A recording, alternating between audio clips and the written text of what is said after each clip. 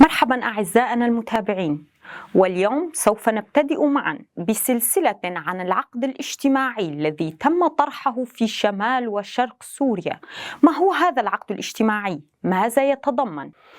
اليوم سوف نتوقف معا عند ديباجة هذا العقد، فالديباجة تنص على ما يلي: نحن بنات وأبناء شمال وشرق سوريا، إدراكاً منا وإيماناً بحق قيم الشهداء علينا وتلبية لمطالب شعوبنا في العيش بكرامة، استجابة للتضحيات الجسام التي قدمها السوريون، تكاتفنا معاً كرداً، عرباً، آشوراً، سرياناً، تركمانا، أرمنا، شركسا، شيشانا، مسلمين ومسيحيين وإيزيديين، لإقامة نظام ديمقراطي في شمال وشرق سوريا ليشكل أساسا لبناء سوريا المستقبل من دون نزعة عنصرية أو تمييز أو إقصاء أو تهميش هوية.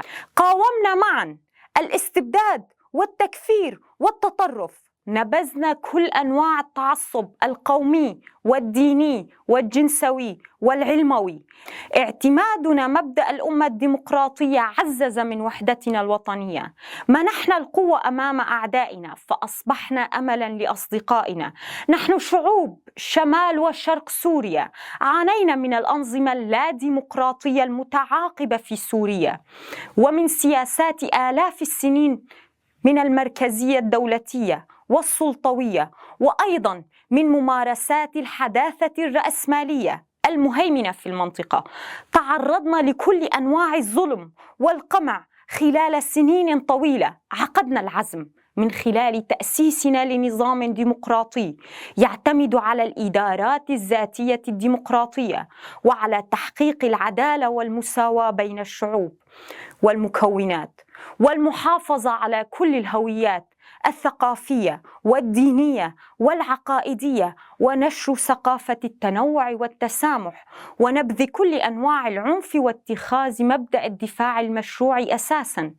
الثورة المجتمعية التي تحققت بقيادة المرأة في شمال وشرق سوريا فتحت طريق أمام نهضة فكرية واجتماعية، فأصبحت المرأة ركيزة أساسية في النظام الديمقراطي، كما أدى نضال الشباب وتضحياته من جميع المكونات دوراً تاريخياً في ترسيخ أخوة الشعوب وتعزيزها.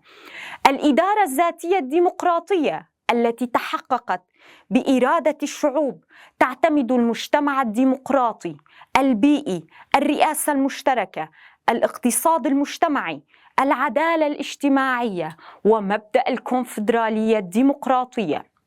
فالإدارة الذاتية الديمقراطية لشمال وشرق سوريا هي جزء لا يتجزأ من سوريا، وبما أسسته من نظام ديمقراطي وما خلقته من قيم مشتركة، ومن خلال ما أبدته من مواقف سياسية خلال السنوات الماضية، شكلت أرضية قوية للوحدة الحقيقية لتصبح بذلك أساساً لبناء جمهورية سوريا الديمقراطية.